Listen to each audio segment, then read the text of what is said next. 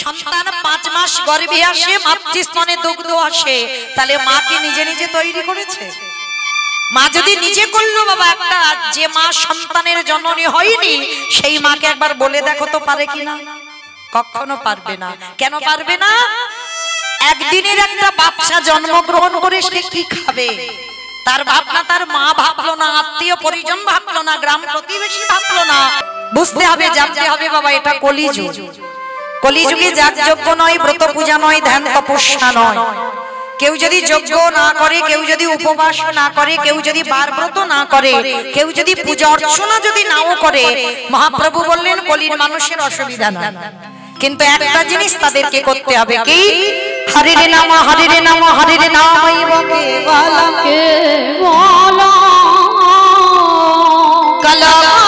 কলনাস্তে নাস্তে নাস্তে গতির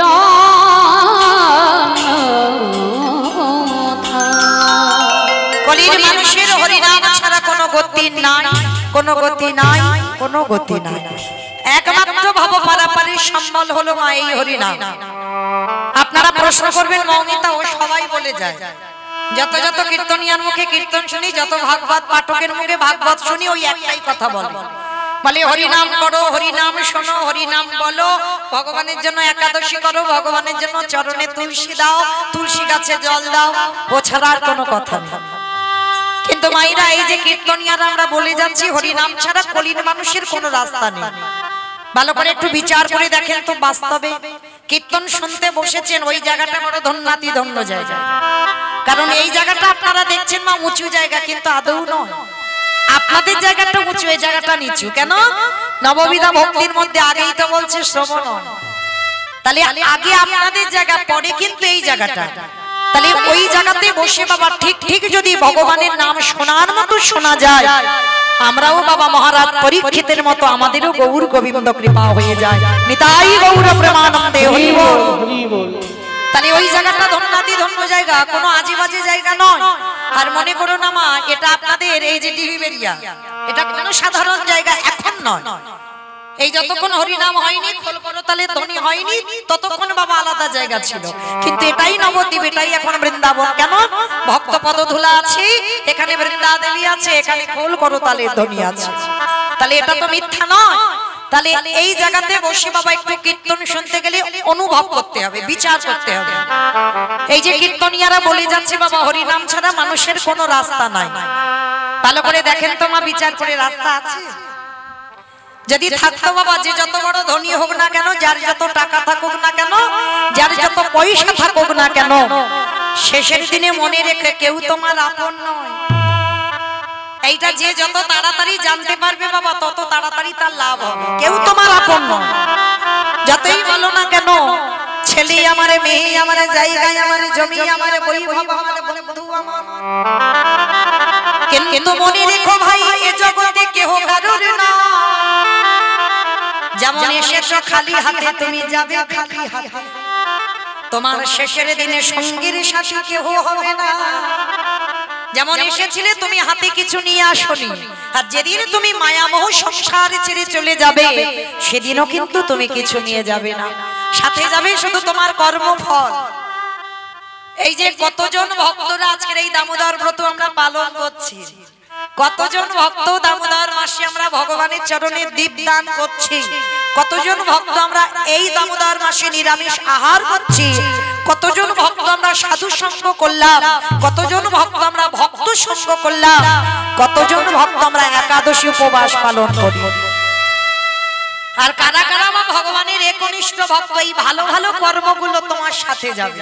আর কতদিন তুমি মহৎ কাজের সঙ্গে যুক্ত আছো, ধর্ম কাজে যুক্ত আছো, এই ভালো ভালো কর্ম তোমার সাথ দেবে, আর কেউ তোমার সাথ দেবে না। তবে মা, আমি মৌমিতা একটা গ্যারান্টি দিতে পারি, আর একজন তোমার সাথে যাবে। সে কে জানো? জানি না আপনাদের এই যে ডিহিবেরিয়াতে নিয়ম আছে কিনা, এটা হাওড়া জেলা তো, বেশ, তাহলে হাওড়া জেলাতে নিয়ম আছে কিনা জানা নেই, তবে আমার ডায়মন্ড হারবার এলাকায় নিয়ম আছে মা। মানুষ মরে গেলে সাথে কিছু দাও বা না দাও, দুটো জিনিস ভাড়া করতে হবে, সে বড় লোক হোক আর গরিব হোক, একটা হলো খোল আর একটা হলো করতা। আর পিছনে বাজবে বলো হরি হরি বল, বলো হরি হরি বল। কিংবা আপনাদের ডিহিবেরিয়াতে বাজে, এখানে বাজে। আচ্ছা মা, এই জায়গাটা এবার একটু বিচার করে। ঠাকুর বিসর্জন করতে যখন যাই বড় বড় ডিজে বক্স বাজে, বাজে না? তাহলে যেদিন আমাদের দেহ বিসর্জন হবে সেদিন কি একটা ডিজে বক্স বাজি গেলে হতো না? নিশ্চয়ই হতো। তাহলে হচ্ছে না কেন? এই জায়গায় চৈতন্য মহাপ্রভু শিক্ষা দিলেন, ওরে কলির জ্ঞানন্দজি ভালো করে পিছনের দিকে তাকিয়ে দেখ, যেমন এসেছিস একা যাচ্ছিস একা, তাহলে সাথে যাচ্ছে কে? এই হরি নামে যাবে আমাদের পছা দেখো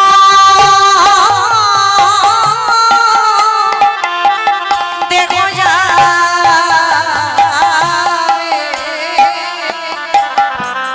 যেদিনে তুমি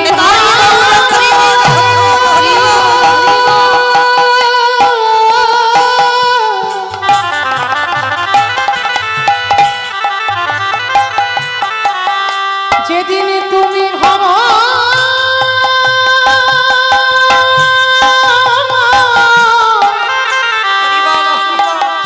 ভবতারে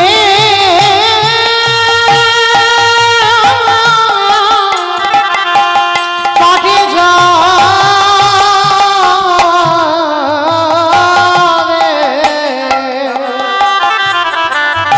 সেই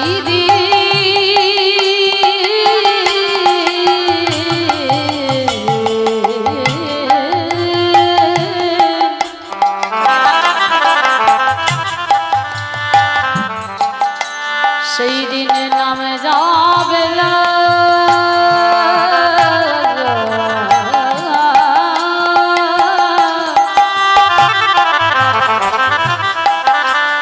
আমার এই পচা দেহ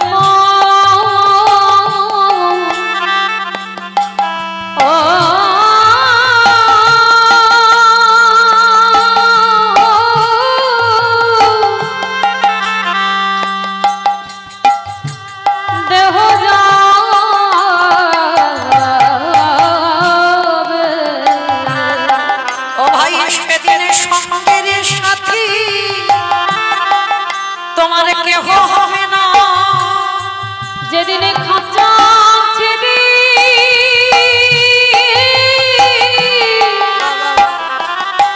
প্রাণ পাখি চলে যাবে। ওরে এলি একা তুই ভব ছেড়ে যাবি একা, শুধু আপন আপন করে মোরা তোদের কৃষ্ণ ভজ হলো না ভয়, কৃষ্ণ বলবা বলে ভাবে না। তাই তো সময় থাকতে জানাই রে বলে আর বলা হইব না হয়। তুমি জানো আমার চরণে ছাড়া করুণা শুধু জানবে নাই জানবে জানবে তোমার ওই চরণে আমি সব সপিলাম, আমার দেহ মন প্রাণ জীবন যৌবন। দয়ায় আমার ক্লেশ ধরে মেনে নিও, তুমি ভবানীর কান্ডারি। আমি তোমার ছাড়া জানি জানি না, বলে মায়া মাঝে আছি পড়ি। তুমি জানো চরণে ছাড়া করুণা তুমি পানির পর্দা রাখি।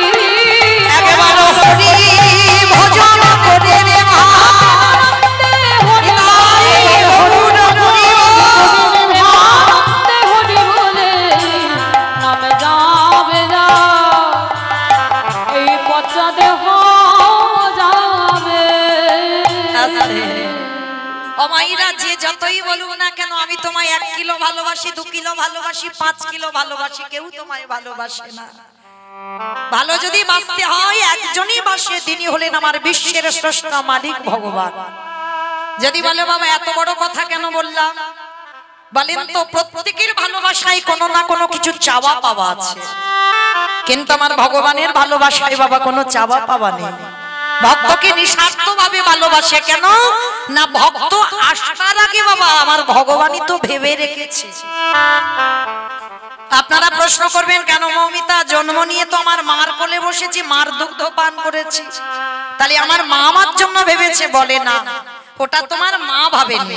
মা যদি ভাবতো, এখানে আমরা অনেক মা আছি, আমিও একজন মা, তাহলে এতগুলো মা আমরা আছি যারা যারা জগতে মা হয়েছি তারা জানি মা। সন্তান 5 মাস গর্ভে আসে, মাতৃস্তনে দুগ্ধ আসে, তাহলে মা কি নিজে নিজে তৈরি করেছে?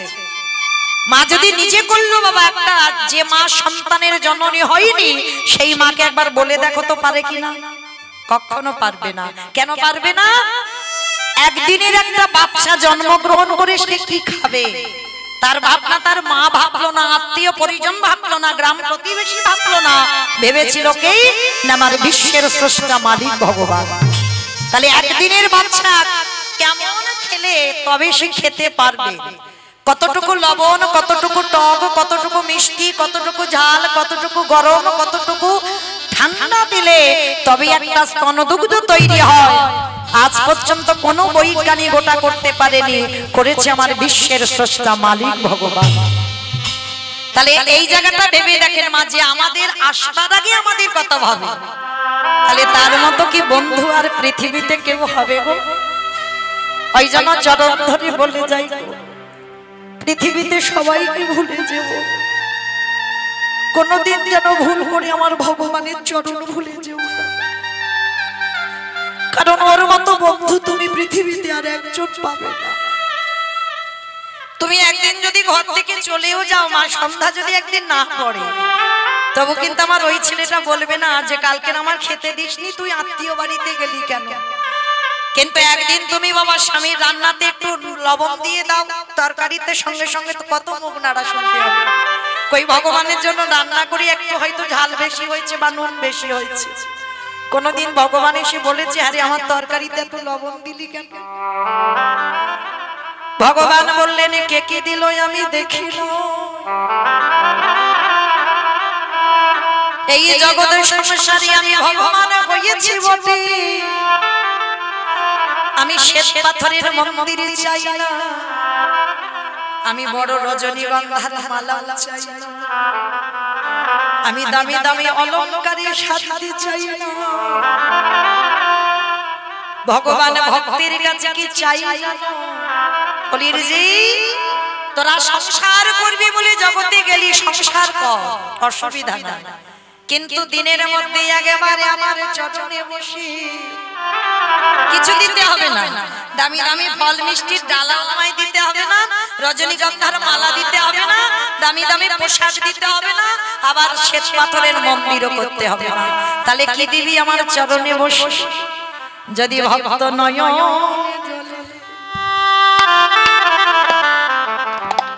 নয়ন জলে একেবারে ভাসিতে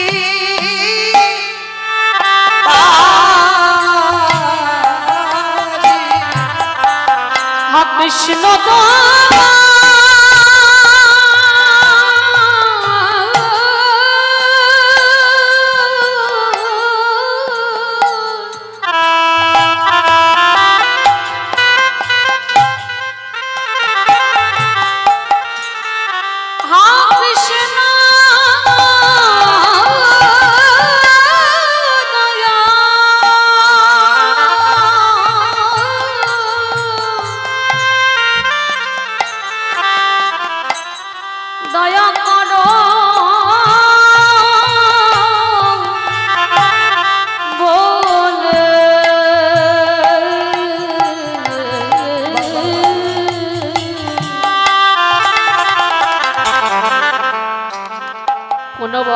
যদি নয়ন জলে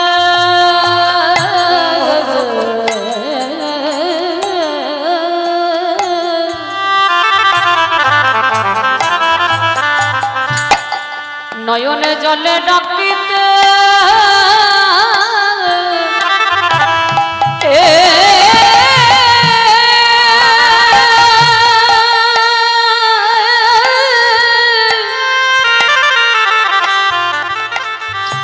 ডাকিতে পাওয়া রে তবে মনে রেখো ভগবানকে যে ডাকবে একটু সকাল সকাল ডেকো। কেন বলছি জানো? কুড়ি ফুলে যেমন গোবিন্দ সেবা হয় না, আবার বাসি ফুলে গোবিন্দ সেবা হবে না। তাহলে সেবা দিতে গেলে আজকের ফোঁটা ফুলটা দিতে হবে। আমাইরা কুড়ি ফুলে সেবা হয়। কুড়ি ফুল মানে দেহতত্ত্বের দিকে দেখেন বাল্যকাল। এই যে ছোট ছোট ছেলেরা যখন সামনে বসে, ওরা বসে বটে, হয়তো কীর্তন শোনে বাবা, কিন্তু সেই সুখ কি পায় যেটা যৌবনকালে শুনে সুখ পাবে? কারণ ছোট ছোট বাচ্চারা বাবা মা এসেছে, তার সঙ্গে সঙ্গে এসেছে কীর্তন শুনতে, কিন্তু প্রকৃত সুখ বা প্রকৃত আনন্দ পাচ্ছে না। ভগবান বলছে ওইটা হচ্ছে কুড়ি ফুল, সেবাটা ঠিক ঠিক হয় না। আবার বাসি ফুলে তো হবেই না। বাসি ফুল মানে দন্ত পড়ে যাবে, চুল পেকে যাবে, চামড়া আলগা হবে। কি গো, স্নান করে যখন ঠাকুর ঘরে গিয়ে আন্নিকে বসবে না, অনেকক্ষণ তো সময় লাগবে, সে বসে বাবা কখন ঘুমিয়ে উঠে পড়ে গেছে বুঝতে পারবে না। তাহলে ও ফুলে গোবিন্দ সেবা হবে না। তাহলে সেবা দেবে কোন ফুলে? আজকের ফোঁটা ফুলে সেবা দাও। আর আজকের ফোঁটা ফুল হচ্ছে আমাদের যৌবন কাল। যেদিন আমার গোবিন্দ বৃন্দাবন থেকে মথুরায় চলে গেল রাজা হবে বলে, কংস বধ করে রাজা হলো, সেদিন আমার রাধা রানী কেঁদে কেঁদে বলেছিল, ললিতা রে, আমার গোবিন্দ যে বৃন্দাবন থেকে মথুরায় চলে গেল, যেদিন আমার গোবিন্দ এই ব্রজে ফিরে আসবে, সেদিন যদি আমার দেহে যৌবন না থাকে। আমাইরা যৌবন মানে কি গো? যেদিন তোমার দাঁড়াবার ক্ষমতা থাকবে, যেদিন তোমার হাত চলবে, গোবিন্দ চরণে তুলসী চন্দন দিতে পারবে, ভালো করে কানে শুনতে পারবে কৃষ্ণ নাম, চোখে দেখতে পাবে ভগবানকে, যেদিন তুমি জিহ্বাতে কৃষ্ণ নাম বলতে পারবে, সেই সময়টাকে ভগবান বলছে যৌবন কাল। ভগবান বলছে আমি যৌবনে বড় ভালোবাসি। আর এই ফোঁটা ফুল সম আমাদের যৌবন কাল। রাধা রানী বলল, বিশাখা রে, যেদিন আমার প্রভু আসবে, সেদিন যদি আমার এই দেহে যৌবন না থাকে, বলে বলে কি দিয়ে গোবিন্দ আমি সেবা দিব? আমার দেহ যৌবনে যে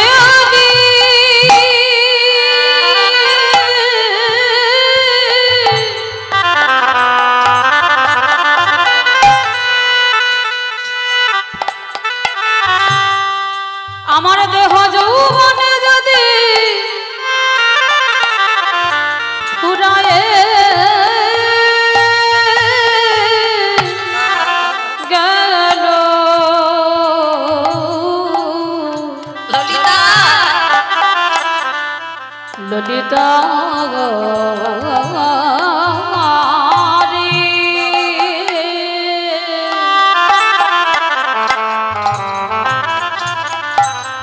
সেদিনে কি দিয়ে গোবিন্দ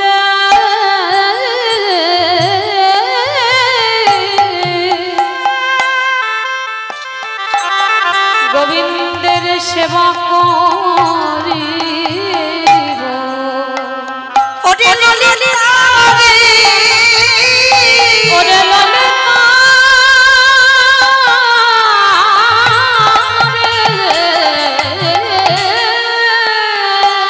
ওরে সারা জীবনে আমারে আমারে করে গেল। আমাইরা সকালে সূর্য ওঠে, আবার বিকালে বেলা সূর্য ডুবে যায়। কি গো, ওটা নিয়মের অনুসারে চলতে হয়। সকালে সূর্য ওঠে, আবার বিকালে ডুবে যায়। আমাদের আয়ু সূর্য ডুববো ডুববো ভাই। আমাদের জীবনে সবার একদিন সকাল হয়েছিল। কি গো, সকালবেলা দেখবেন সূর্যের কোনো তেজ থাকে না, গায়ে যখন সূর্যের আলো পড়ে বাবা যেন জ্বালা জ্বালা করে, কি সকালবেলা করে না। তাহলে আমাদের জীবনেও সকাল হয়েছিল, সেই সকালে গড়িয়ে এলো দুপুরে বেলা। আর দুপুরে বেলা যদি সূর্যের একবার তেজ তোমার গায়ে পড়ে, জ্বালা জ্বালা করে না? এই যৌবন কাল হলো আমাদের দুপুর বেলা। এই যৌবনকালে এই দেহের রক্ত গরম হয়ে যায়, কামনা বাসনায় জর্জরিত হয়ে যায়, সবাই সংসার রূপ সমুদ্রে হাবুডুবু খায়, কিন্তু সারা জীবন তো দুপুরের বেলা থাকবে না। ওই দুপুর একদিন গড়িয়ে বিকাল হবে, পরবর্তী বেলা মানে সূর্য ডুবে যাচ্ছে। আর সূর্য যখন ডুবে যায় দেখবেন সূর্যের দিকে তাকিয়ে রংটা লাল হয়ে যায়, বড় মতো লাল হয়ে যায় না? দেহের দিকে তাকিয়ে দেখেন ভগবান একটু একটু করে রং লাগাচ্ছে, লাগাচ্ছে না? চুলগুলো একটা দুটো করে বাবা পাক ধরছে, মানে কালার করছে অল্প অল্প, মানে এখন বাবা প্রতিনিয়ত নয়, মাসে একবার করে কালার করলে হবে। আর যত তোমার পরবর্তী বেলা হবে সপ্তাহে কালার করলে তুমি ঢাকতে পারবে। কেন? এবার তো ডুববো ডুববো ভাব, এবার যেতে হবে ঘরে। তাহলে সূর্যদেব ডুবতে চাইলো, জগৎকে শিক্ষা দিলে ওরে কলিরি জ্ঞানন্দজি এই মায়ারা মশারি খাটিয়ে ঐশ্বর্যের বিছানা তৈরি করে, টাকা পয়সার বালিশ মাথায় দিয়ে অমন করে ঘুমাসি না ভাই। আমাদের আয়ু সূর্য কখন ডুবে যাবে তা তো কেউ জানে না। তাই তোদের হাতে ধরে বলি, পায়ে ধরে বলি, সময় থাকতে থাকতে কৃষ্ণ ভজন করে নে ভাই। আমাদের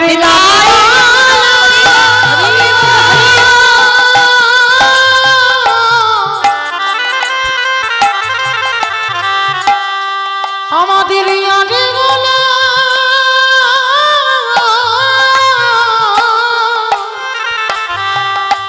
বলা হয় বা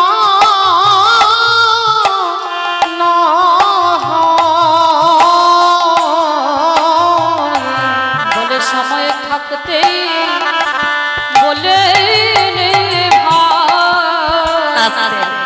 তাহলে চলেন আজকে আমরা সবাই এই নিয়ম সেবার মাসে, ব্রতের মাসে, দামোদর ব্রতের মাসে সবাই যখন একত্রিত হয়েছে, বলা তো যায় না বাবা। পরীক্ষিত রাজার জীবনে গ্যারান্টি হয়ে গেছে কিন্তু 7 দিন নাই, কিন্তু আপনাদের আমাদের জীবনের কিন্তু গ্যারান্টি নেই। এই যে কালকে থাকবো, সকালে যে আলো দেখবো, এই গ্যারান্টিটা আমরা কেউ দিতে পারবো না। এই যে কীর্তন সেরে আমি বাড়ি যাব বা আপনারা বাড়ি দিয়ে যাবেন, এই গ্যারান্টিটা কারোর জীবনে দিতে পারবো। তাহলে চলো যোগ যখন এসেছে যাতে বিয়োগ না হয়, সবাই একত্রিত হয়ে একটুখানির জন্য যাই সিধাম নদিয়া নবদ্বীপ ধাম। কি মাইনা সবাই যাবেন তো? সবাই যদি চলে যায় কীর্তন গাইবো কাকে নিয়ে? বলে দিল হ্যাঁ যাও, কিন্তু কেউ যাব না। কেন জানো? এক্ষুনি যদি তোমরা বা আমরা কেউ যেতে চাই, তাহলে স্বামীর অনুমতি নিতে হবে, ছেলে বৌমার কাছ থেকে অর্ডার নিতে হবে, তারপরে ওদিক থেকে যদি পাস হয় তো তবে যেতে পারবে। কারণ সবার কৈফিয়ত দিতে হবে, কেন যাবে, কি জন্য যাবে, কত কৈফিয়ত দিতে হবে, কিন্তু একজনকে কোনো কৈফিয়ত দিতে হয় না।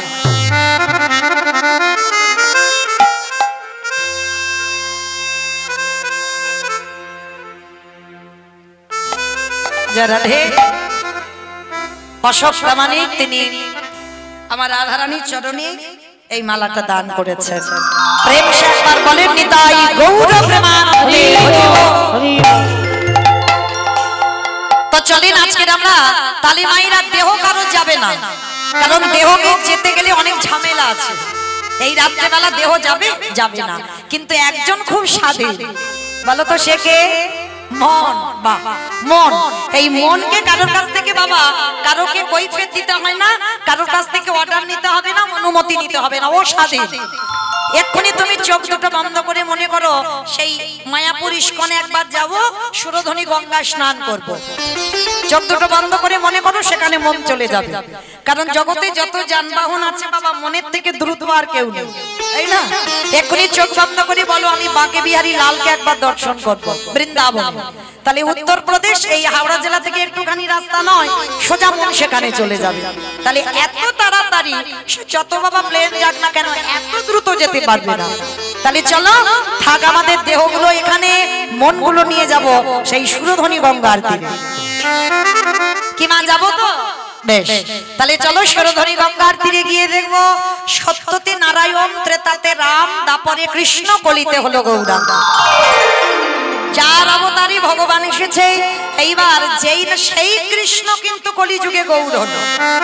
আর যেদিন এসেছিল নবদ্বীপের ভাবটা কেমন ছিল জানো? আজ নদী গা উদয়গিরি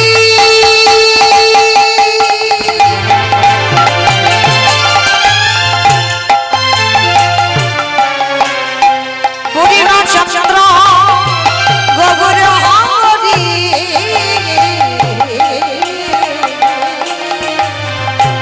ওই নদীয়া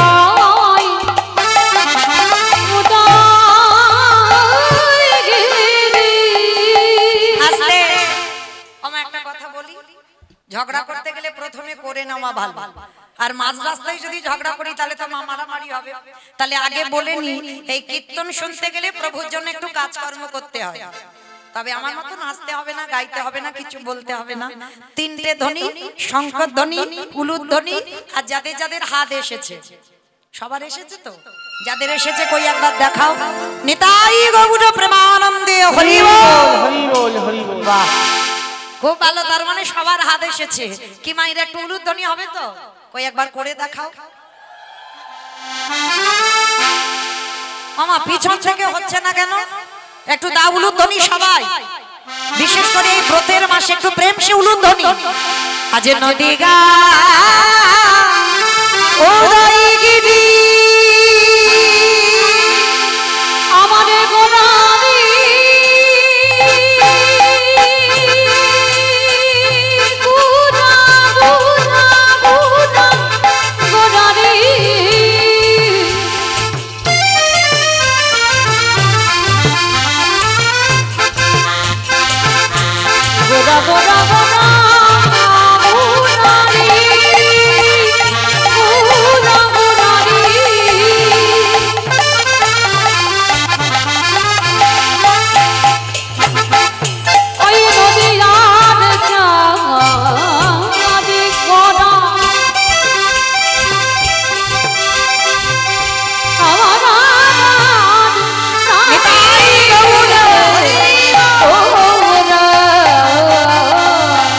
নদিয়া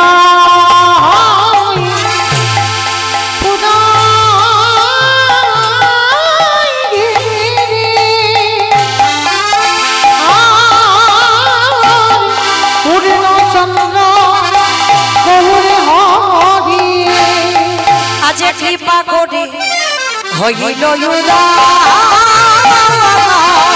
আজ কৃপা করে হইল কৃপা করে হইল ওই না সোনার নদিয়ায় প্রভু উদয় হলো।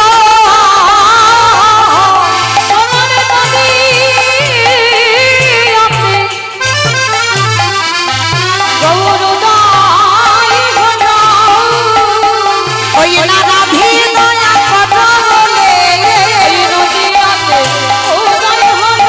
ওই গরির জীবী উদ্ধারিতে ওই কৃষ্ণ প্রেমে প্রচারিতে এই জগজীবী উদ্ধারিতে মুখে হরি হরি হরি বলে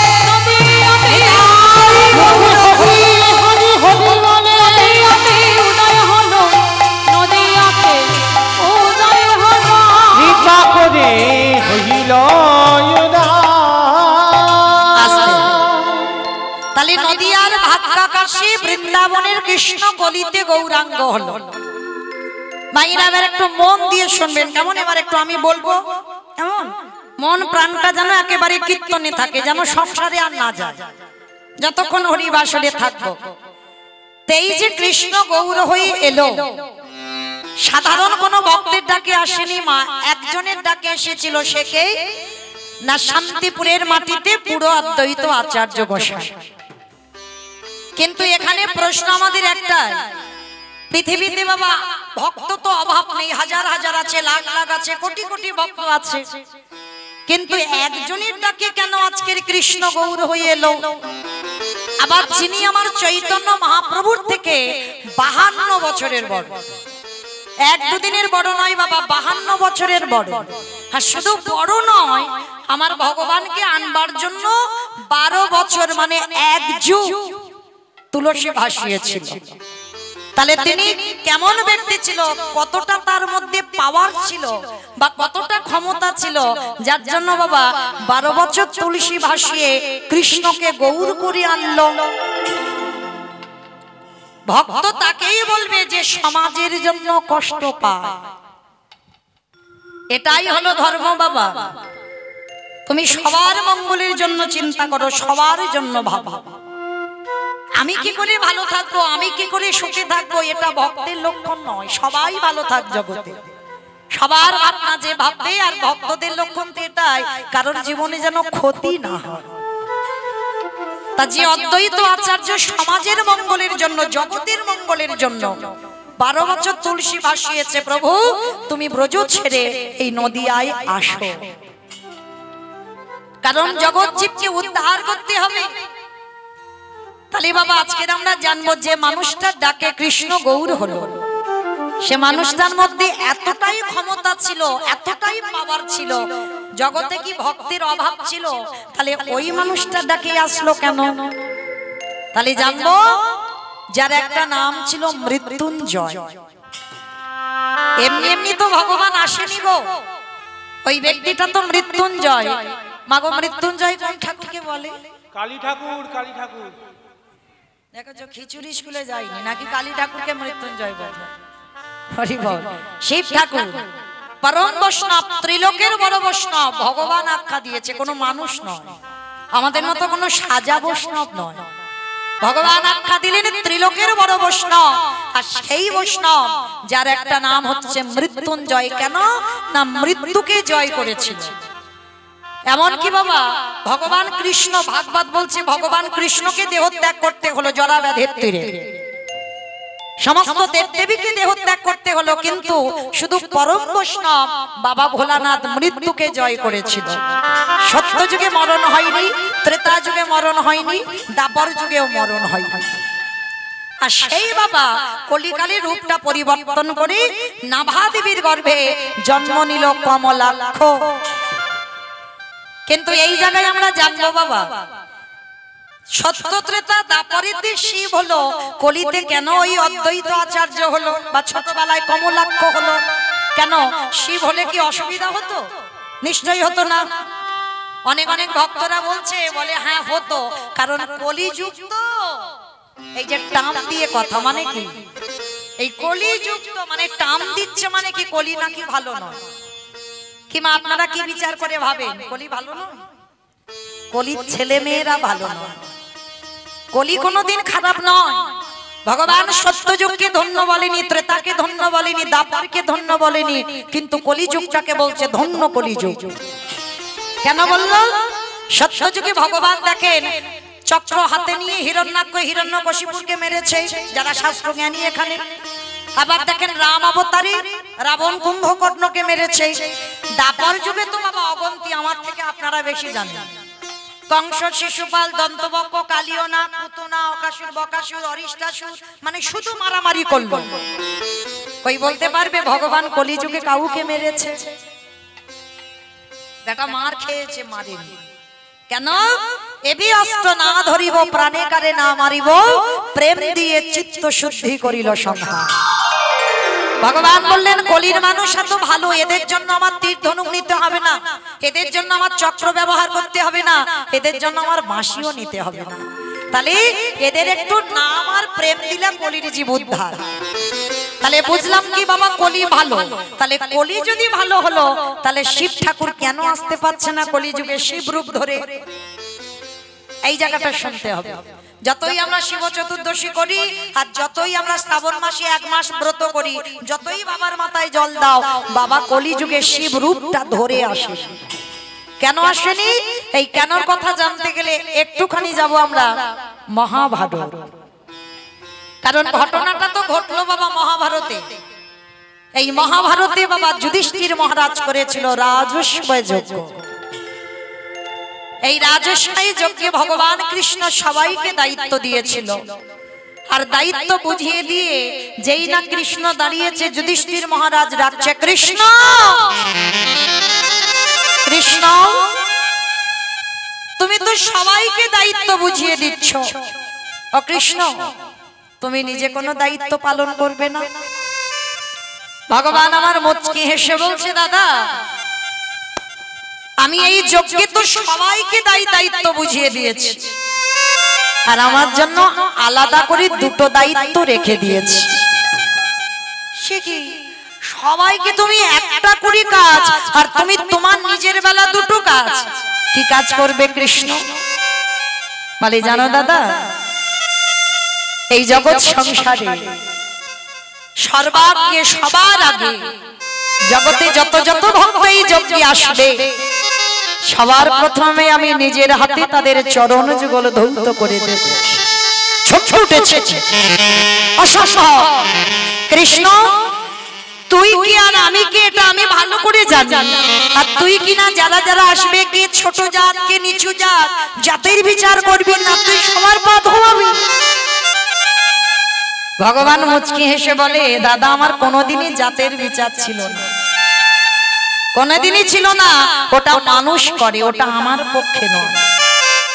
ভগবান কোনোদিন নিচু জাত উঁচু জাত এটা বিচার করে না। ভগবান সবাইকে কোল দেয়। কোল যদি না দিত, আপনারা আমরা যারা মায়াপুরে যাই, ওটা তো মায়াপুর নয়, ওটা ছিল মিয়াপুর। আমাদের হিন্দু সমাজ আমরা মায়াপুর করেছি, কিন্তু গোটা সম্পত্তিটা ছিল বাবা মিয়া সাহেবের। মিয়া সাহেব কাকে বলে জানো? বিধর্মী মুসলমান মলয় চাঁদ কাজী।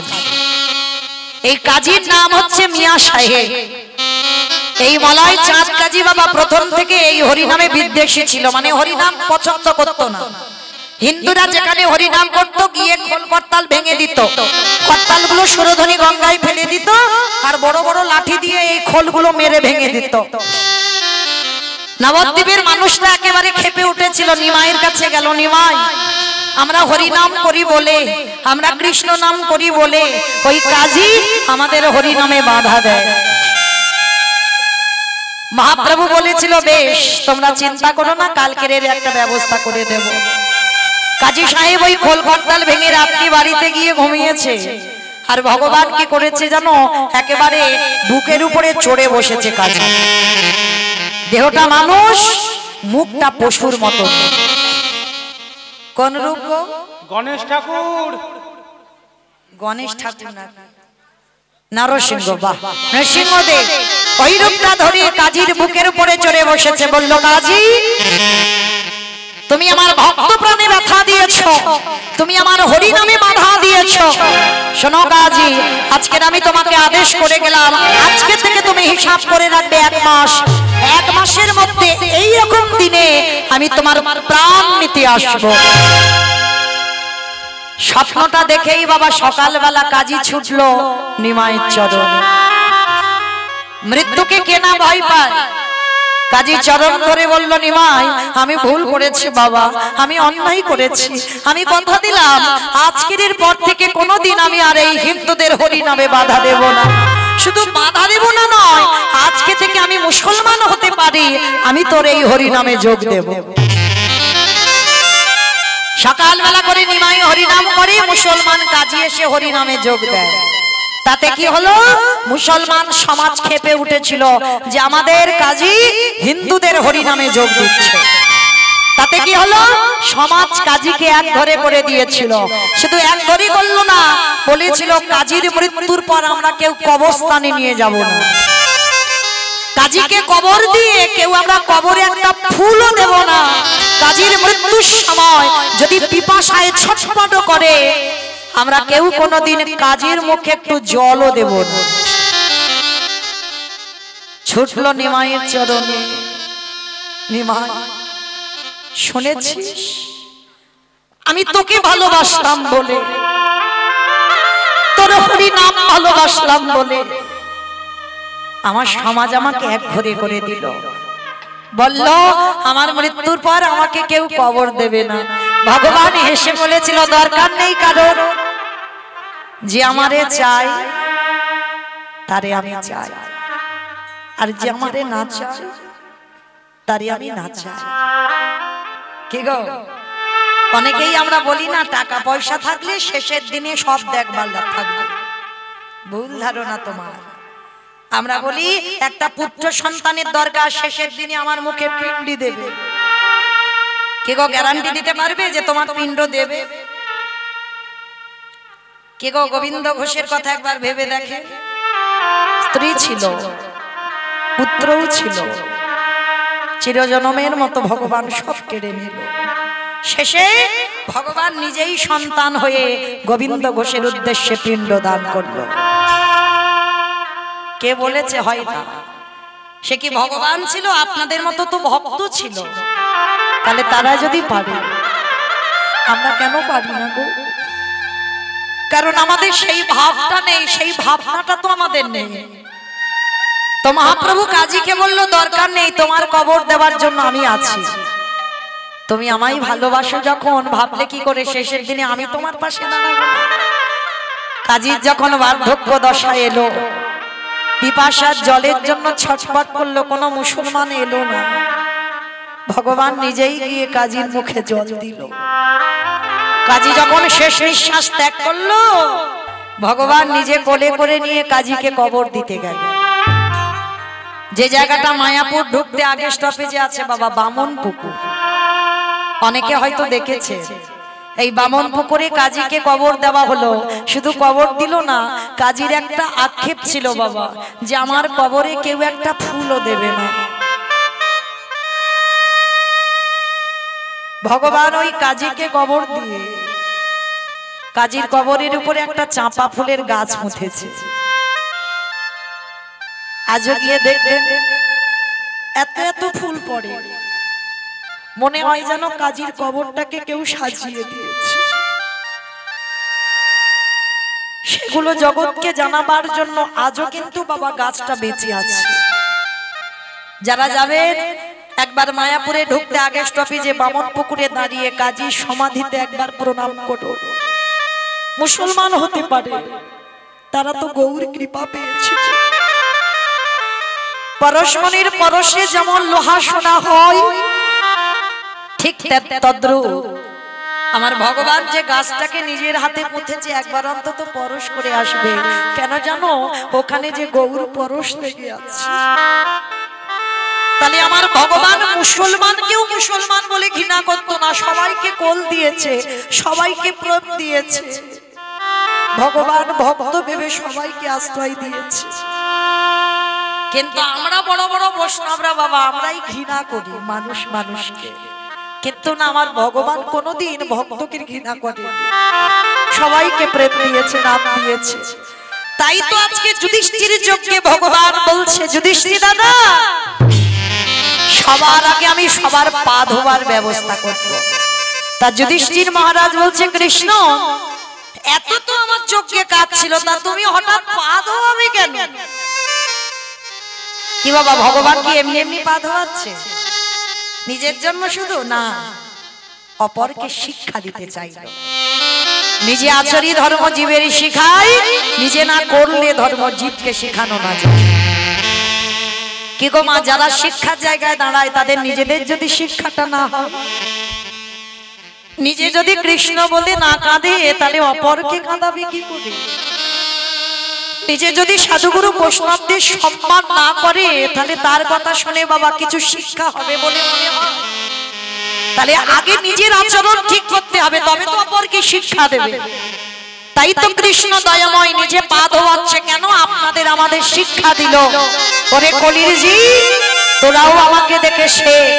বাড়িতে গুরুজন যদি আসে, সবার আগে পা ধোয়ার ব্যবস্থাটা কর। ভালো লাগলো মা খুব আপনাদের এখানে এসে, যে বাড়িতে আমি আছি, যারা কীর্তনের আয়োজন করেছে। আমার মতো অধম কীর্তনী আসতে জানি না কত বড় অপরাধী, তবু রাধারানীর চরণে জানাবো, আমার মতো অধম কীর্তনিয়া চরণ যুগল ধৌত করে দিয়ে তবে বাড়িতে ঢুকিয়েছি। রাধারানীর কাছে প্রার্থনা করব রাধে যেন অন্তিম সময় পর্যন্ত তাদের গৌর গোবিন্দ চরণে মন মতি থাকে। নিতাই গৌর প্রেমানন্দে হরি বল হরি বল। শুধু এই বাড়ি বলে নয়, প্রত্যেকের এটা নিয়ম। বাড়িতে সাধুগুরু বৈষ্ণব ভক্ত এলে সবার আগে মা নিজের হাতে চরণ যুগল ধৌত করাও। সাধুগুরু বৈষ্ণব যদি নাও পাও, বছরান্তর যদি গুরুদেব তোমার বাড়িতে না আসে, তাহলে যে যার ঘরের বাবা মা তো আছে, যে যার ঘরের শ্বশুর শাশুড়ি তো আছে।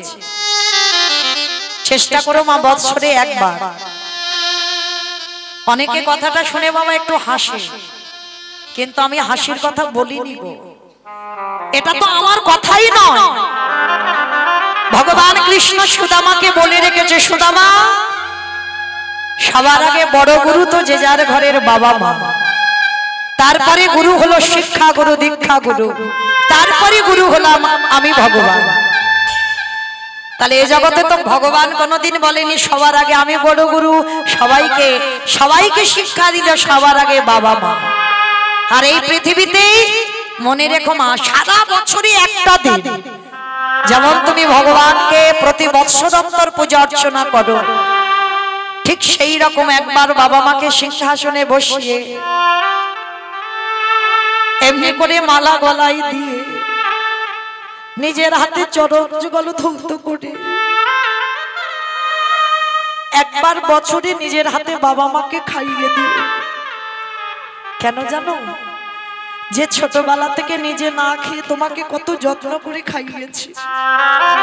তাহলে আমাদের কি মনুষ্য জীবনে কর্তব্য নয় যে আমরা বড় হয়ে একবার অন্তত বছরে বাবা মাকে নিজের হাতে খাইয়ে দিই? প্রতিটা মনুষ্য জীবনে কর্তব্য। ভগবান বলছে যার স্বভাব, যার চরিত্র, যার মনোভাব এমন হয়, সে যদি কৃষ্ণ ভজন করতেও ভুলে যায়, ভগবান বলে সে যদি আমাকে ডাকতে ভুলে যায়, আমি কোনোদিনই সেই ভক্তরে ভুলি না। তাই গৌর প্রেমানন্দে হরি বল হরি বল। যেতে হবে না তাকে বৃন্দাবন, যেতে হবে না তাকে বৃন্দাবন, ওই দক্ষিণ ভারত, পশ্চিম ভারত, সারা জীবন আমি তার দরজায় দাস হয়ে যাই। তাহলে এই হলো ভগবানের বিধান, কিন্তু আমরা মানতে চাই না বাবা। কলির মানুষ তো এই শাস্ত্র বিধানগুলো শুনতে চাই না। তাই তো ভগবান রাজস্বই যজ্ঞে পা দোবালো। শুধু পা দোবালো নয়, আরো একটা কাজ করেছিল। কি কাজ জানো? যারা যারা প্রসাদ পেয়েছিল, আমার কৃষ্ণ দয়াময় ওই প্রসাদের এঁঠোগুলো নিজের হাতে নর্দমায় ফেলেছিল। শুধু নর্দমায় ফেললো না, ভক্তরা যখন প্রসাদ পেয়েছে বাবা, থালাতে লেগে আছে না এঁঠো, আমার কৃষ্ণ দয়াময় ওই এঁঠো প্রসাদ গুলো নিয়ে কৃষ্ণ আমার সারা গায়ে মাখছি। ওছে ভক্তে তাই গৌর প্রেমানন্দে ভগবান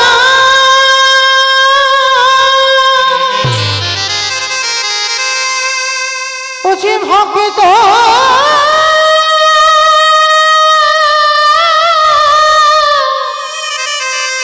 ভক্ত ছাড়া কিছু জানে না।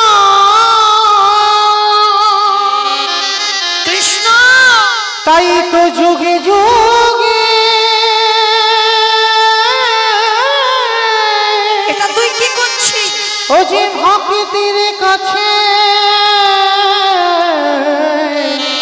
ছুটে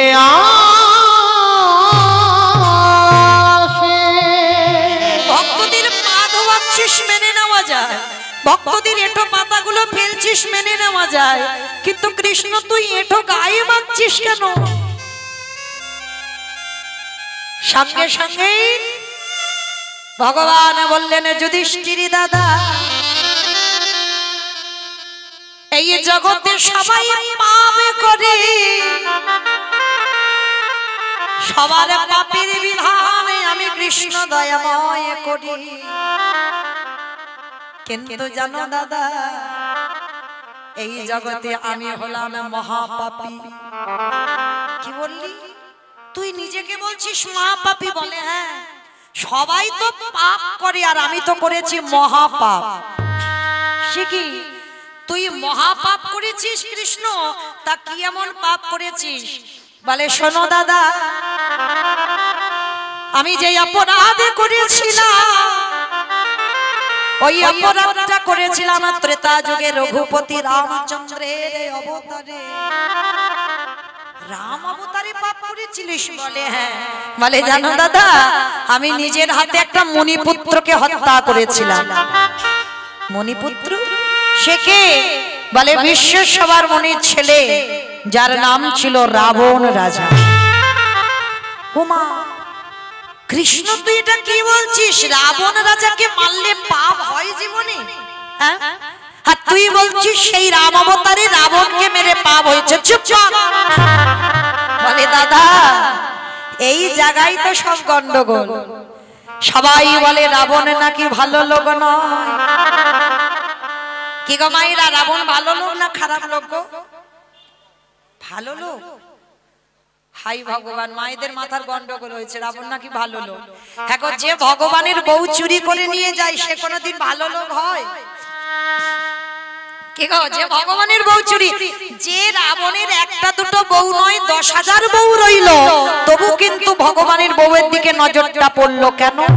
তাহলে নিশ্চয়ই তার চরিত্র খারাপ ছিল, ওই জন্য তো নজরটা পড়লো। বলে না, সব নজর সমাজে এক করে দেখলে হবে না, তাই না? কেউ যদি মনে করে নারী ভোগের সম্পদ, তার কাছে ভোগের সম্পদ হয়। আর কেউ যদি মনে করে বাবা নারী হলো সাধনার, নারী হলো আরাধনা, নারী ভজনের। নারী কিন্তু বাবা শুধু ভোগের নয়, নারী ভজনের। ভজনের যদি না হতো তাহলে একটু লক্ষ্য করে দেখেন, ওই বিল্লমঙ্গল চিন্তামণির চরণ ভজন করে কি গো একজন পতিতা নারী বারবনিতা, সেই পতিতা নারীর চরণ ভজন করে বিল্লমঙ্গলে পেয়ে গেল গোবিন্দ চরণ। পাইনি? দেখেন রানী রজকিনীর চরণ ভজন করলো চণ্ডী ঠাকুর।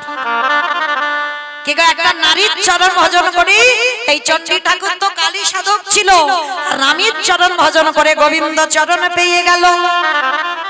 আমার বিল্লমঙ্গলে যেমন চিন্তামণিকে পেল, আমার চণ্ডী ঠাকুরের রানীকে ভজন করে ভগবানের চরণে পেল। জয়দেব গোস্বামী মা পদ্মাবতীর চরণ সেবা করে রাধা মাধবের কৃপা পেল। তাহলে কেউ যদি মনে করে নারী শুধু ভোগের আর ওরা সংসার করবে আর কিছু না, কিন্তু নারী ভজনের, নারী সাধনার। যদি বলো কেন বললাম, যেদিন অসুরীদের অত্যাচারে দেবতারা স্বর্গ ছাড়ে, সেদিন ওই নারী দশভুজা দুর্গা যদি 10 রাতে অসুরী নিধন না করত, তাহলে দেবতারা যেত কোথায়? কি গো, দেবতাদের তেজ দিয়ে নারী সৃষ্টি করতে হয়েছিল, পুরুষ নয়। আর যতই পুরুষ বলুক না কেন, নারী আছে বলে তো তবে তো বাবা পুরুষ শক্তিমান। আর নারী যদি বামে নারীকে ভজন করো, তোমার ভজন সাধন সঠিক হবে না। নারী তোমার প্রয়োজন, তাহলে নারী ভজনের, নারী আরাধনা। কিন্তু এই মন্দোদরী মা, রাবণ রাজার পাট রানীর মধ্যে বড় রানী মন্দোদরী মা বসে বসে কাঁদছে কেন? কারণ সতী নারী তো পঞ্চসতীর মধ্যে একটা সতী মন্দোদরী। হ্যাঁ গো স্বামী, শেষে তুমি অন্য কারোর দেখতে পেলে না, সমাজে একেবারে ভগবানের বউকে দেখতে হলো। আর তোমার এতগুলো বউ থাকা সত্ত্বেও ভগবানের বউ তুমি আনলে কেন? কথা বলতে বলতে বাবা রাবণ একবার আমার সীতামাকে মা বলে ফেলেছে। আর যেই না মা বলেছে, মন্দোদরীর সঙ্গে সঙ্গে ধরেছে, দাঁড়াও দাঁড়াও দাঁড়াও। কি বললে তুমি? সীতামা মা? বলি আরে পাগলি, সীতামা তোমার মা। হ্যাঁ গো, সীতামা যদি তোমার মাই হলো, তাহলে চেরিরা ওই রকম সীতামাকে মারছে কেন? বলে মন্দোদরী, একবারও ভেবে দেখেছো আমার এত বউ থাকা সত্ত্বেও, আমার এত ঘর থাকা সত্ত্বেও আমি সোনার রাবণ, সোনার লঙ্কার রাজা, তাহলে আমার এত ঘর ছিল, কিন্তু সীতামাকে চুরি করে রেখেছি কোথায়? এখানেই তো উত্তর বেরিয়ে গেল। দেখো, যেখানে শোকের ছায়া লাগে না, সেইখানে সীতামাকে বন্দী করিল। আর চেরির দ্বারা কেন মার খাওয়াচ্ছি জানো? শোনো তোমায় একটা কথা বলি। ওই সীতা মা হলো আমার ভব পারাপারের তরণী। তরণী মানে কি মা? বাহ, নৌকা। আচ্ছা ধরো নৌকাটা একজন চালাচ্ছে, এই যে মাঝি চালায় নদীর ঘাটে নৌকাটা রেখে কোথাও খেতে গেছে বা ঘুরতে গেছে বা বিশ্রাম করতে গেছে। আচ্ছা বাবা, হঠাৎ যদি কেউ একজন এসে নৌকাটায় বেশ করে মারে, মানে ভাঙচুর করতে, মানে ইচ্ছা হচ্ছে যেন নৌকাটা ভেঙে দেবে, আর যদি একবার বাবা মাঝির কানে চলে যায়, মাঝি ছুটে দেখতে আসবে না তার নৌকা থেকে মারে দেখি? তার নারী জাতি মন্দোদরী কিছু বুঝতে পারেনি, এত কঠিন কঠিন কথা। হরি বল, একটু সরে যাও দাদা, একটু সরে যাও। এত কঠিন কঠিন কথা বুঝতে পারছে না মন্দোদরী, তা মন্দোদরীকে খুলে বলছে, মন্দোদরী তুমি বুঝতে পারছো না, শোনো, সীতা মা যদি নৌকা আর ওই নৌকাটা চালাই কে বলো? মাঝিটাকে আমার রঘুপতি রামচন্দ্র। তাহলে মাঝিটা তো তীরে নৌকাটা রেখে গেছে, আর হঠাৎ বাবা ওই চেরিটাকে এক একটা পাথর, ওই পাথরে যখন নৌকায় মারছে, ওই নৌকা যখন ছটফট করে হারামা হারামা বলে কাঁদে, আরে কি আমার মাঝি থাকতে পারবে? কি গো, 7 সমুদ্র 13 নদী পার করে ছুটে আসবে না? আমা বুঝতে পেরেছো? আচ্ছা আরেকটু পরিষ্কার করে বোঝাই। আচ্ছা তোমরা সিনেমা টিনেমা দেখো? সিনেমা দেখো? আচ্ছা সিনেমা বাদ দাও, সিরিয়াল দেখো? ওটা দেখে, ওটা দেখে। আচ্ছা শুধু কি সিরিয়ালে বাবা নায়ক নায়িকা থাকলে ভালো লাগবে? একটা ভিলেন চাই, বেশ। এই ভিলেন না হলে কিন্তু সিনেমা বলো আর সিরিয়াল বলো জমজমাট হয় না, একটু মারামারি হবে, কাটাকাটি করে করা হবে, তবে তো ভালো লাগবে। তো আজকে এই লক্ষ্য করে দেখেন বাবা, সিনেমা যারা আমরা দেখি বা সিরিয়াল দেখি, যখন নায়ককে জব্দ করা যায় না, তখন বাবা ভিলেন কি করে? হ্যাঁ, নায়িকাকে নিয়ে যায়। আর নায়িকাকে যদি একবার নিয়ে যাওয়া হয়, তাহলে আর নায়কের কাছে যেতে লাগবে? 10 তলা বিল্ডিং থেকে নায়ক ঝাঁপিয়ে নায়িকার কাছে যাবে না? যাবে কি না? যেটা আমরা পার্থিব জগতে দেখতে পাচ্ছি, জড় জগতে দেখতে পাচ্ছি, নায়িকাকে চুরি করলে নায়ক ছুটে আসবে, তোমাকে যেতে হবে না কষ্ট করে। তাহলে তত্ত্বের দিকে তাকিয়ে দেখেন, সীতা মা যদি নায়িকা হয়, রামচন্দ্র যদি নায়ক হয়, আর রাবণ যদি ভিলেন হয়, কিছুতে তো রামকে জব্দ করতে পারছে না, এইবারে নায়িকা রূপী সীতা মাকে চুরি করেছে। ওই সীতা মাকে যত আঘাত করে, ব্যথা দেয়, বেদনা দেয়, যন্ত্রণা দেয়, জ্বালা দেয়, আর ওই নায়িকা রূপী সীতা মা বসে বসে রাম রাম বলে কাঁদে। এইবারে যখন নায়ক রূপী রামচন্দ্রের কানে আওয়াজ গেল, আরে কি থাকতে পারবে আমার নায়ক রূপী রামচন্দ্র, ছুটে আসবে সোনার লঙ্কা। মন্দোদরী, যেদিন আমার প্রভু আসবে, সেদিন যদি আমার রাজ্যে খরা দেখা দেয়। ওমা, খরা মানে বোঝো তো? মানে খরা মানে নাকি প্রচুর বৃষ্টি, মানে খিচুড়ি স্কুলেও যায়নি। খরা মানে খাল বিল নদী নালার জল বহুদিন বহু বছর বৃষ্টি নেই, মানে সব শুকিয়ে গেছে, জল পাওয়া খুব মুশকিল। তা রাবণ বলছে, মন্দোদরী, যদি আমার রাজ্যে খরা দেখা দেয়, আর সেই সময়ও যদি আমার রাম আসে, বলো বলো কি দিয়ে চরণ তুমি ধোবাইবে আমার প্রভু জি।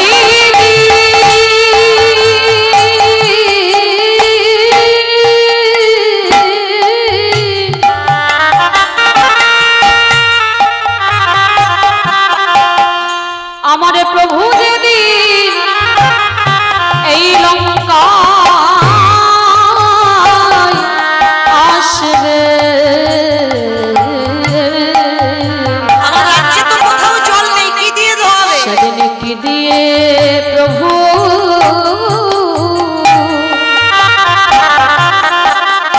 চরণ ধোবাইবে।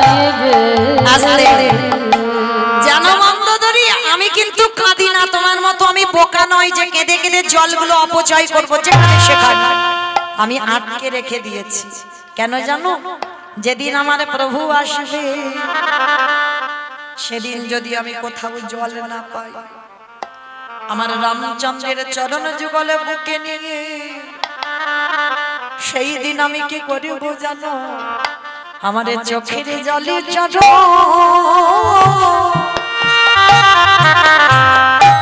চরণ ধোয়াইব।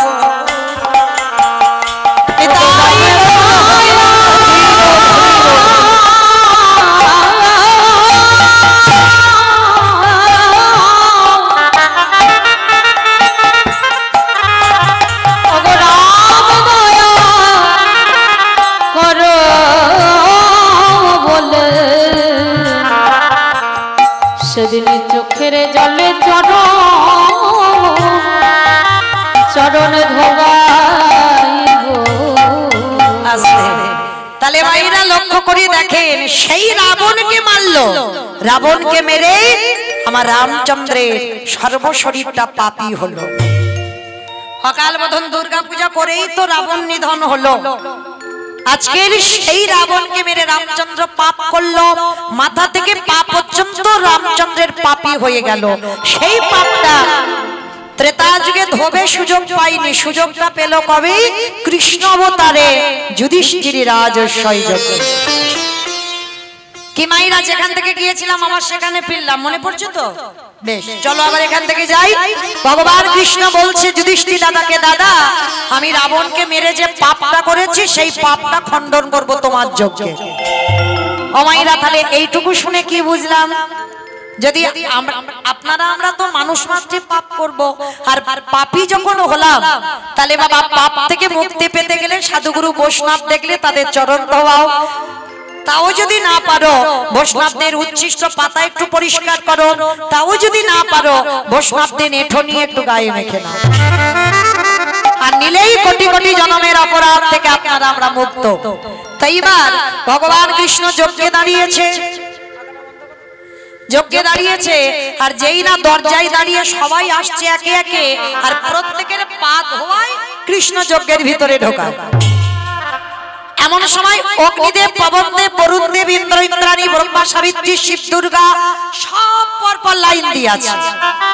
এমন সময় ভগবান কৃষ্ণ ডাক দিয়েছে, যেই না আমার জগৎ জননী মা বাবা ভোলানাথকে ডাকছে, প্রাণনাথ। বাবা শিবকে ডাকছে, ও প্রাণনাথ। আর দেরি নয়, নাও এবার কৃষ্ণ পা ধোয়াবে, চলো পা দুটো একটু ধুইয়ে নি। বাবা খিলখিল করে হেসে উঠেছে, পার্বতী তোমার মাথা খারাপ?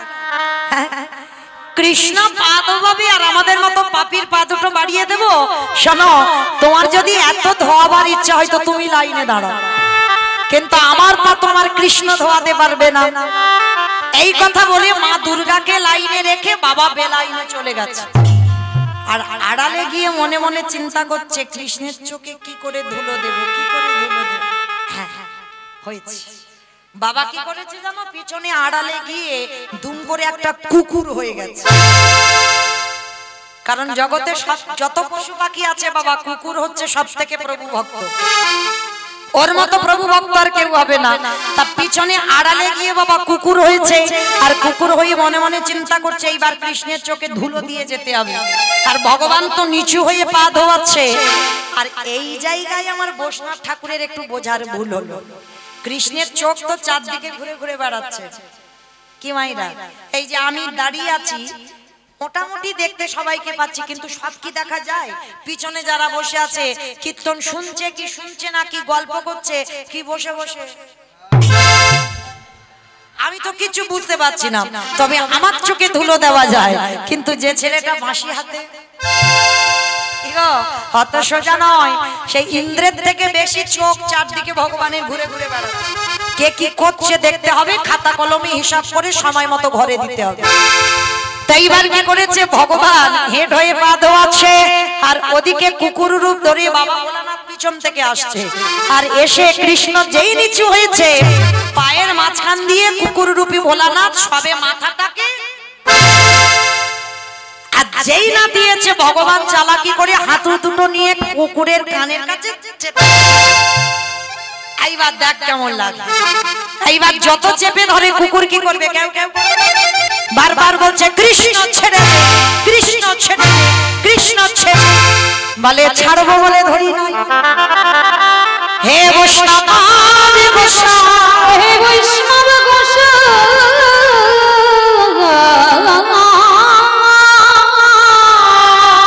তোমার মতো বৈষ্ণবের দুটো চরণ ধোয়ালে আমার জীবনে কম হতো, তাই তো কৃপা করে করুণা করে আমার জন্য তুমি আরো এক্সট্রা দুটো জুড়ে দিয়েছো। বাবা বুঝতে পেরেছো? শিব ঠাকুরের দুটো পা আর কুকুরের কটা? পাঁচটা। পাঁচটা কুকুরের পাঁচটা পা, ডায়মন্ড হারবারে পাঁচটা। পিছনে ওইটা তো লেজ, কুকুরও দেখেন। তাহলে মাইরা কুকুরের চারটে পা, শিব ঠাকুরের দুটো পা। ভগবান বললে হে বৈষ্ণব, তোমার মতো বৈষ্ণবের দুটো পা ধোয়ালে আমার জীবনে কম হতো, ওই জন্য তো তুমি আমার জন্য আরো এক্সট্রা দুটো জুড়ে চারটে করেছো। এইবারে দাও দাও চাচা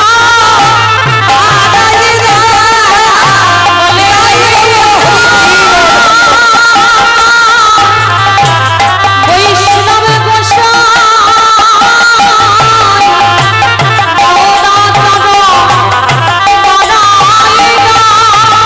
বলি আরে গো চাচা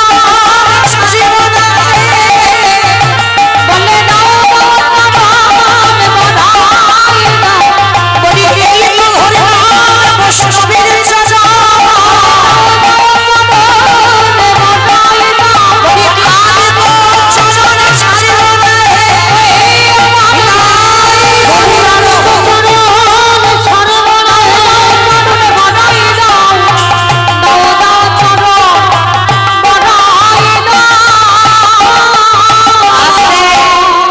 এইবার কি করেছে, কুকুর তো ছটফট করছে। এইবার ভগবান মোটা দড়ি নিয়ে কুকুরটাকে আষ্টে পিষ্টে বেঁধেছে। বাঁধলে আসতে বাঁধলে কি হবে বাবা, কুকুরের চারটে পা তো শুধু ছটফট করছে। ভগবান বলে এবার পায়ের ব্যবস্থা করতে হবে। মোটা দড়ি নিয়ে কুকুরের চারটে পা বেঁধে দিয়েছে। এবার যেই পা বেঁধে দিল, শুধু নয়নে জলে গড়াগড়ি যায়। আরে বলে কৃষ্ণ ওরে কৃষ্ণ রে,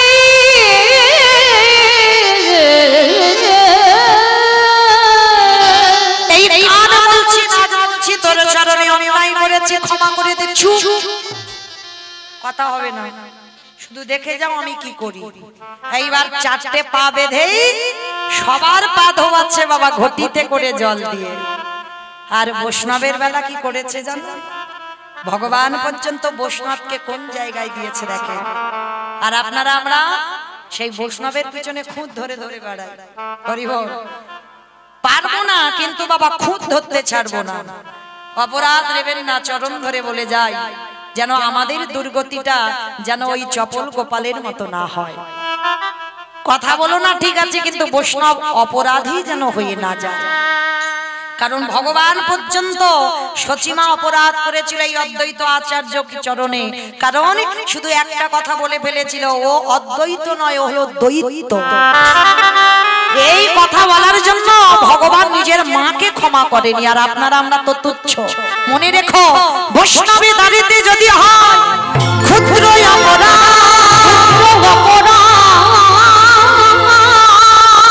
মহা মহা ভজনে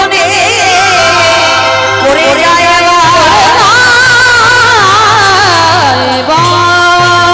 বৈষ্ণব দেখে যে বানানো হয় মুন্ড পড়ে যায় নরকের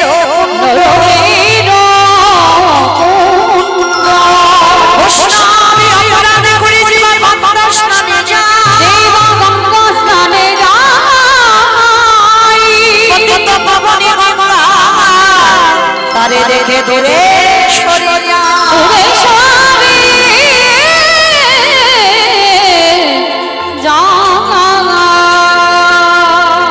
তাহলে সাবধানে থাকতে হবে যেন বৈষ্ণব চরণে আমাদের কোনোদিন ভুল হয়ে না যায়। আজকের ভগবান সেই বৈষ্ণবকে কোন জায়গা দিল দেখেও, সবার পা ধোয়াচ্ছে ঘটিতে করে জল দিয়ে। আর বৈষ্ণবের বেলা কি করেছে জানো, আমি রাবণকে মেরে পাপী হয়ে আছি, ভোলেনাথ তোমার আমার মতো বৈষ্ণবের চরণ যুগল ধৌত করিয়ে সকল পাপ থেকে আমি মুক্তি পাবো। সেই ভগবান বাহ্যিক জগতের কোনো জল নয়, কুকুর রূপী ভোলানাথের চরণ যুগল। ওই চারটে চরণ বেঁধে দিকে কৃষ্ণ আমার চারটে চরণ বুকে ধরে ভগবানের চোখের জলে চরণ চরণ ধোবাইছে। হে বৈষ্ণব কৃপা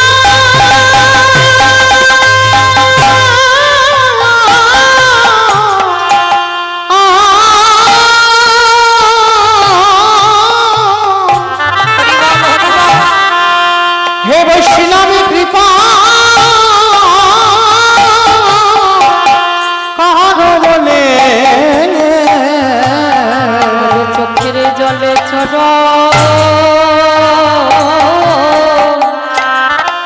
চরণে ধোবাইছে। সেদিন আমার ভোলানাথ প্রতিজ্ঞা করল, কৃষ্ণ এই যে আমি অন্যায়টা করলাম তোর সঙ্গে চালাকি করতে গিয়ে তো আজকের আমার এই দুর্গতি, তোর চোখের জল আমার মতো অধম, আমার মতো বামর, আমার মতো কুকুরের পায়ে পড়লো। তবে শোন কৃষ্ণ, আগত কলিযুগে আমি আর কোনোদিন শিব হব না। আমার প্রশ্নটা কি ছিল সেখানে কিন্তু আবার ফিরে যাচ্ছি। প্রশ্ন করেছিলাম সত্যতে শিব, ত্রেতাতে শিব, দ্বাপরে শিব, কিন্তু কলিতে রূপটা বদলেছে। কেন বদলেছে? এটাই হলো তার কারণ।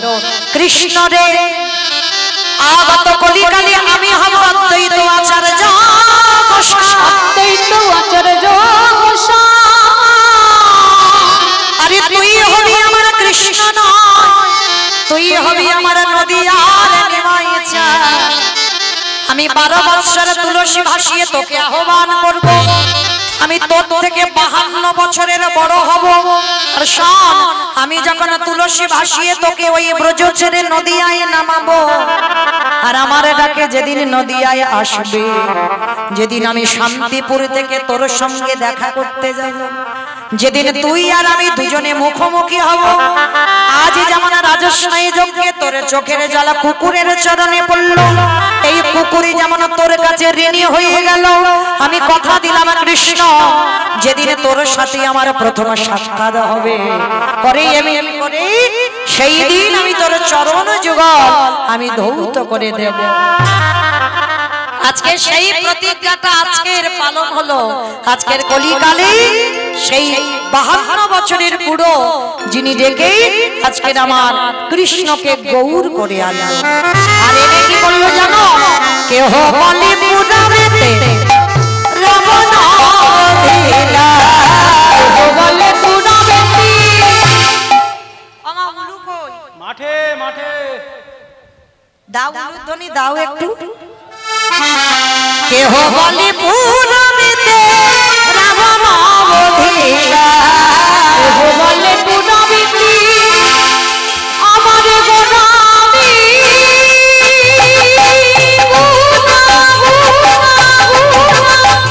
গোলামি।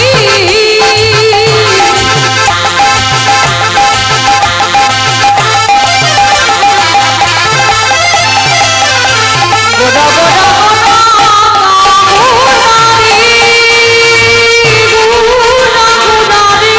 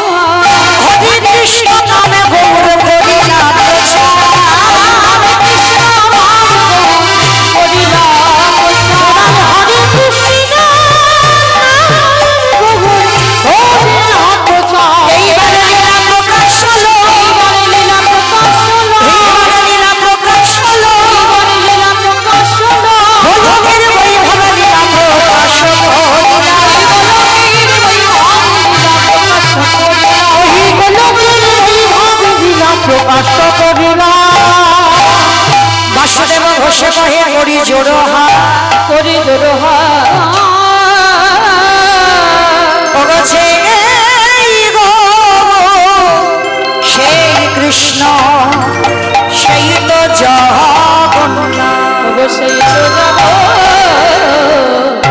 না বাসুদেব কহে এই বানে লীলা প্রকাশ হল বাসুদেব বসে কহে এই বাড়িটা প্রকাশ হলো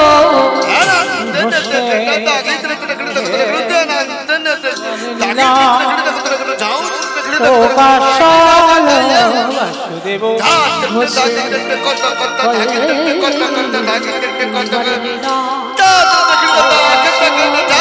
বাসুদেব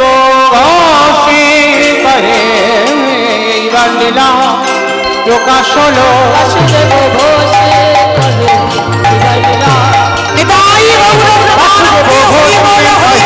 এই বাড়িটা প্রকাশ হলো বাসুদেব বসে কহে এই বাড়িটা প্রকাশ হলো রে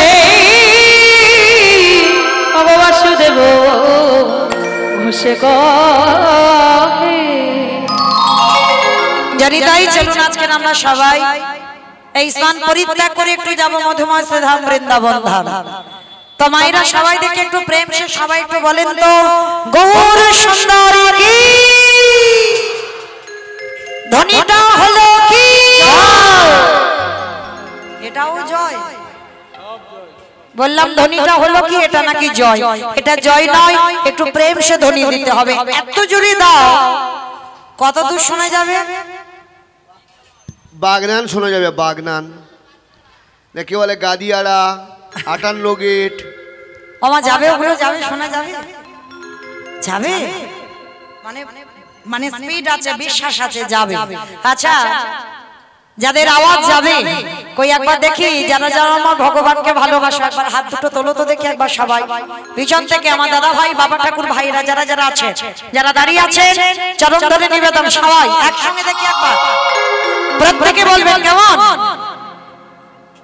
ও ওই জায়গাটা একটু ধসে গেল এই ধসা রোগটা ভালো নয় সম্পূর্ণ কেমন একসঙ্গে বলবেন গৌর সুন্দরী কি নবদ্বীপে ধামে কি সচিরি নন্দনে কি বিষ্ণু প্রিয়া কি নিতাই চাঁদ কি ভক্ত বৃন্দ কি হরিবাস ধাম কি সাধু গুরু বৈষ্ণব কি গ্রামবাসী বৃন্দ কি নায়ক বাবু কি নিতাই গৌর প্রেমানন্দে হইব চলো সবাই আমরা যাব একটা ভজন শুনতে শুনতে বৃন্দাবন কিংবা একটা ভজন হবে তো চলো দেখি একটা ভজন গাইতে গাইতে যাওয়া হোক তবে আমি আর আমার সম্প্রদায় না সবাই যাবো কয়েকটা উলুধ্বনি দাও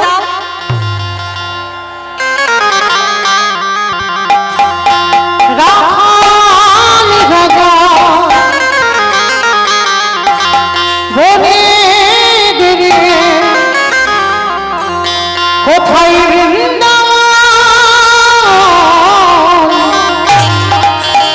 শ্যামী কুণ্ড রাধা কুণ্ড গিরিগর রাখাল রাজা বলি গিরি কোথায় শ্যামী কুণ্ড রাধা কুণ্ড গিরিগর রাখাল রাজা বলি কোথায় শ্যামী কুণ্ড রাধা কুণ্ড গিরিগর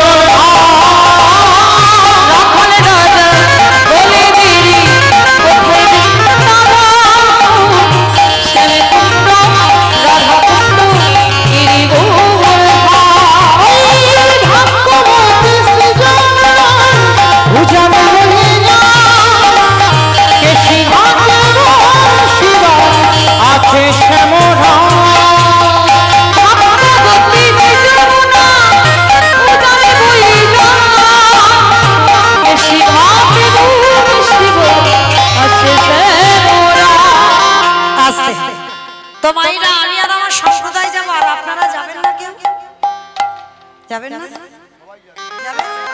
যারা যারা যাবে আর একবার এই কান বলে বলছে মা কালীর দিব্যি আর বলবো না। সবাই দেখি একবার হাত দুটো তোলো তো দেখি আমার সবাই একসঙ্গে তালে তালে। আর যে ভাইরা ইউটিউব করছে একটু ঘোরাও তো দেখি।